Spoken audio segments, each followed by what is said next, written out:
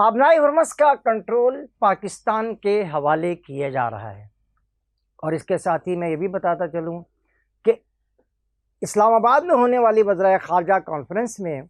یہ بات طے کر دی گئی ہے کہ آئندہ ہفتے پاکستان، امریکہ، ایران اور اسرائیل بھی شاید ان مذاکرات میں شامل ہو جائے۔ وہ جو پاکستان نے ایک کھچڑی بنائی ہے اس کو چولہے سے اتارنے کے لیے یہ تمام ممالک، اگر یہ ان مذاکرات میں اسرائیل شامل ہوتا ہے تو اس صورت میں یہ مذاکرات مصر میں ہوں گے، بصورت دیگر اگر امریکہ اور پاکستان اور ایران کے درمیان مذاکرات ہوئے تو اس صورت میں یہ مذاکرات پاکستان میں ہی ہوں گے۔ اس پہ کارروائی جاری ہے، اور آج صبح یعنی آج 30 مارچ کو ایران کی طرف سے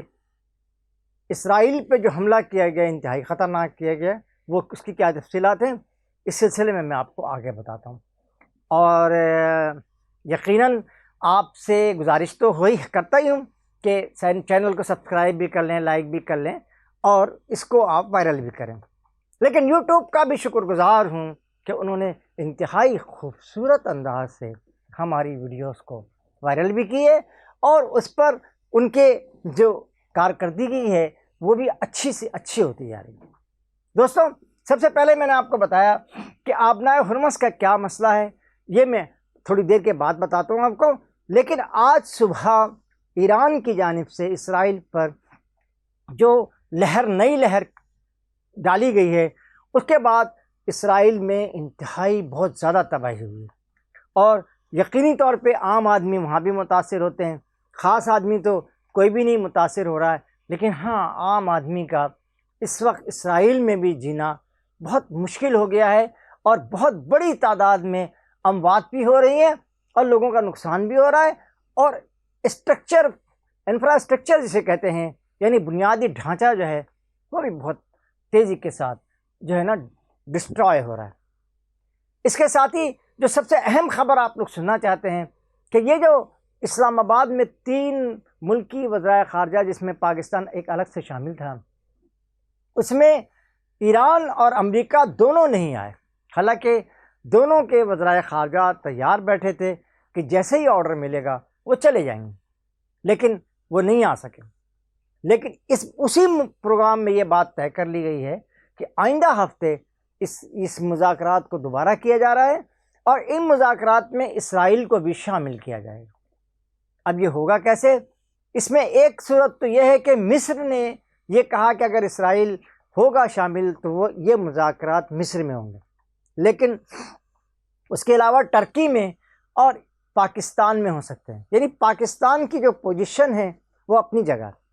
اور ان مذاکرات کو آگے بڑھایا جائے گا۔ اور اس مذاکرات میں اب ایک اور بات بھی بتاؤں جو اس وقت ایران کی طرف سے اطلاع آ رہی ہیں کہ امریکہ نے جو دیے تھے 15 نکاتی مطالبات،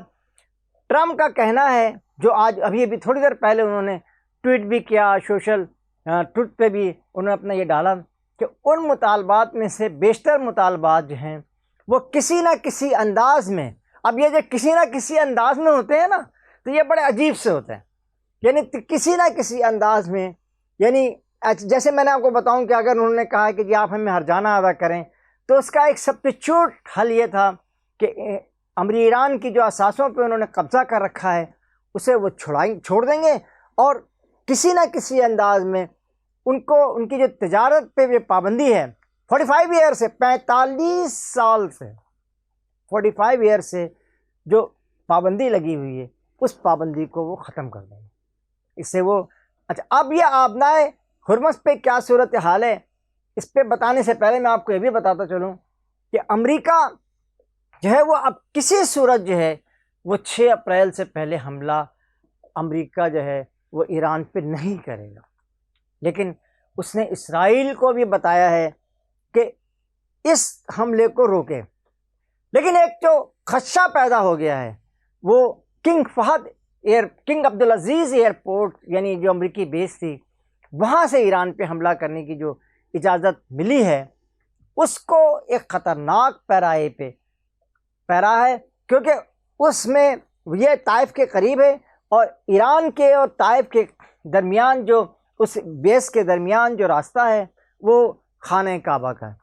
اگر انٹرسیپٹ کرتے وقت کوئی میزائل خانہ کعبہ کے ارد گرد بھی گر گیا تو اس کو ایک فور فلیگ کہیں گے، اور اس پہ بہت توجہ کی ضرورت ہے۔ لیکن اس پہ بڑی توجہ بھی دی جا رہی ہے، اور اس کو ان خدشات کو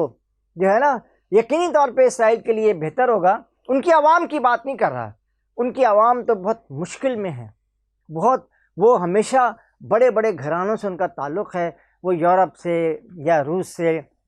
یا چین سے یا دنیا کے مختلف ممالک سے جو لوگ اسرائیل یہودی وہاں پہنچے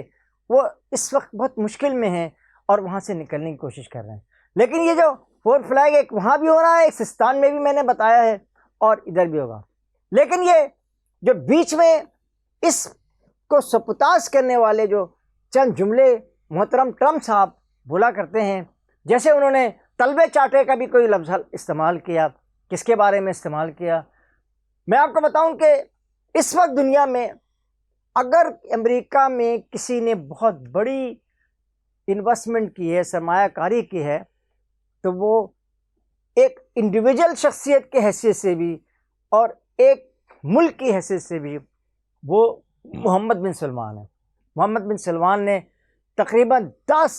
ارب ڈالر یعنی 1 خراب ڈالر کی سرمایہ کاری کا وعدہ کیا ہے، اور وہ یہ سرمایہ کاری وہاں جا کے کرنا چاہ رہے ہیں۔ اس طرح کی سرمایہ کاری جاپان نے میرے خیال میں 500 بلین کی، ساؤتھ جو ہمارا جو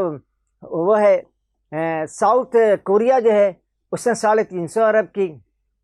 اسی طرح تائیوان میں بھی تھوڑی بہت سرمایہ کاری کی ہے، اور انڈیا نے بھی تقریباً 3.5 اور 4 ارب کی، جو ان کی سرمایہ کاری مکمل ہو گئی ہے۔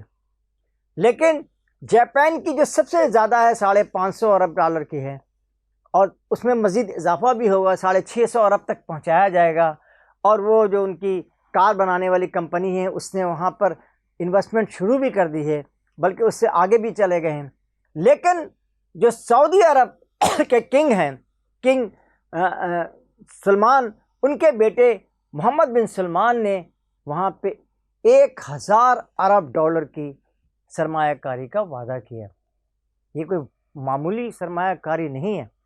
لیکن اگر آپ اس کے باوجود بھی یہ کہیں کہ ایسا شخص تلوے چاٹے اور فلانا اس طرح کے الفاظ سے ہیں، یہ سفارتکاری کی بدترین الفاظ میں اگر اس کی مذمت کی جائے تو زیادہ بہتر ہے۔ یہ زیادہ کوئی خوبصورت الفاظ نہیں ہیں۔ میں سمجھتا ہوں کہ اس طرح کے الفاظ جو ہے خاص طور پہ امریکہ کے صدر بولے تو یہ کچھ زیادہ ٹھیک نہیں۔ جو لوگ آپ کے یہاں سرمایہ کاری کر رہے ہیں، جو لوگ آپ کو اچھی نظروں سے دیکھ رہے ہیں، اور جن لوگوں نے آپ کے لیے اپنا پورے عالم اسلام سے ایک جھگڑا لے رکھا ہے، اور عالم اسلام اب ان کو کہہ رہی ہے کہ وہ اپنی فوج بنائے۔ اب ایک اور جو سب سے امپورٹنٹ بات میں نے آخر میں کرنی ہے وہ یہ کرنی ہے کہ بلیک واٹر کا آپ نے نام سنا ہوگا۔ اب یہ طے کیا گیا ہے کہ سوڈان سے بھرتی کیے جائیں گے بلیک واٹر کے لوگوں کو، اور کیونکہ اس وقت ایران کو 10 لاکھ فوج چاہیے۔ کیوں 10 لاکھ؟ ایران پہ حملے کے لیے 10 لاکھ امریکہ کو فوج چاہیے، کیونکہ ایران نے 10 لاکھ فوج کا ایک پورا جتھا بنا کر کے جو ان کی تیاری کر لی ہے، اور وہ سب بارڈر پہ موجود ہیں۔ اب یہ خارق جزیرے پہ جو آپ قبضہ کرنا چاہتے ہیں، اس کے لیے تقریباً 10 لاکھ لوگ چاہیے۔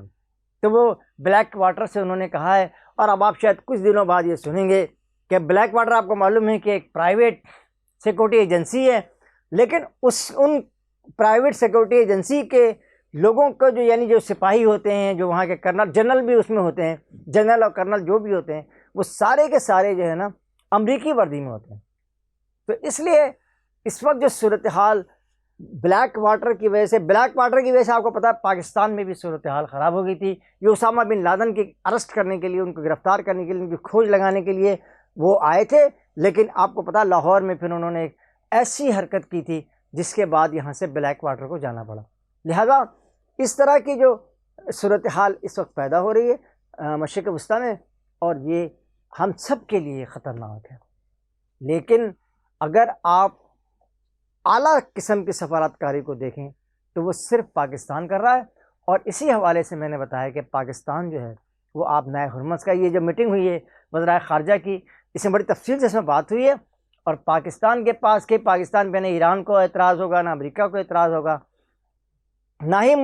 مشرق وسطیٰ کے کسی ملک کو، ہاں متحدہ عرب امارات کو تھوڑا بہت اس پہ اعتراض تھا کہ یہ پاکستان میں، اور آپ کو پتہ ہے انڈیا سے تو ہوتا ہی ہے، انڈیا کو تو ہوگا ہی ہم پر اعتراض. لیکن اس کے باوجود بھی شاید یہ بات بہت جلد طے ہو جائے کہ پاکستان ہی آب نائے ہرمز کو کنٹرول کرے گا اور اس سے پاکستان کی معیشت بہتر ہوگی. اس کے ساتھ ہی قاضی جاوید آپ سے اجازت چاہتا ہے، اس دعا کے ساتھ کہ آپ میرے چینل کی بھی خیال رکھتے رہیں. اللہ حافظ. السلام علیکم.